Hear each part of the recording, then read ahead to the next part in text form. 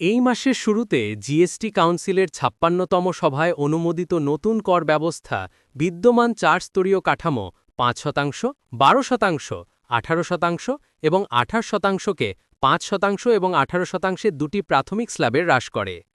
কেন্দ্রীয় সরকারের পণ্য ও পরিষেবা কর জিএসটি, যাকে জিএসটি ২.০ বলা হয়, এর ব্যাপক পুনর্গঠন সোমবার নবরাত্রির সূচনার সাথে সামঞ্জস্যপূর্ণভাবে কার্যকর হয়েছে। নতুন ব্যবস্থাটি একটি সরলীকৃত কর কাঠামো প্রবর্তন করে, যার মধ্যে প্রয়োজনীয় পণ্যের ওপর হ্রাসকৃত হার এবং বিলাসবহুল এবং অসম্পূর্ণ পণ্যের ওপর উচ্চতর কর অন্তর্ভুক্ত রয়েছে। প্রধানমন্ত্রী নরেন্দ্র মোদী এক্স বা পূর্বে টুইটারে পোস্ট করা একটি বার্তায় এই প্রবর্তনকে জিএসটি সঞ্চয় উৎসবের সূচনা হিসাবে বর্ণনা করেছেন এবং এটিকে অর্থনৈতিক স্বনির্ভরতা এবং দেশীয় উৎপাদনের প্রচারের দিকে একটি পদক্ষেপ হিসাবে উপস্থাপন করেছেন। নবরাত্রি এই বিশেষ দিনটিকে বিশেষভাবে বিশেষ। নবরাত্রি উৎসবের মাধ্যমে স্বদেশী অর্থাৎ মেড ইন ইন্ডিয়া মন্ত্র আরও জোরদার হবে, প্রধানমন্ত্রী মোদী বলেছেন।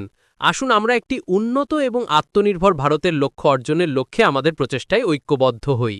এই মাসের শুরুতে জিএসটি কাউন্সিলের ৫৬তম সভায় অনুমোদিত নতুন কর ব্যবস্থা বিদ্যমান ৪ স্তরীয় কাঠামো ৫%, ১২%, ১৮% এবং ২৮%-কে ৫% এবং ১৮%-এর দুটি প্রাথমিক স্ল্যাবে হ্রাস করে।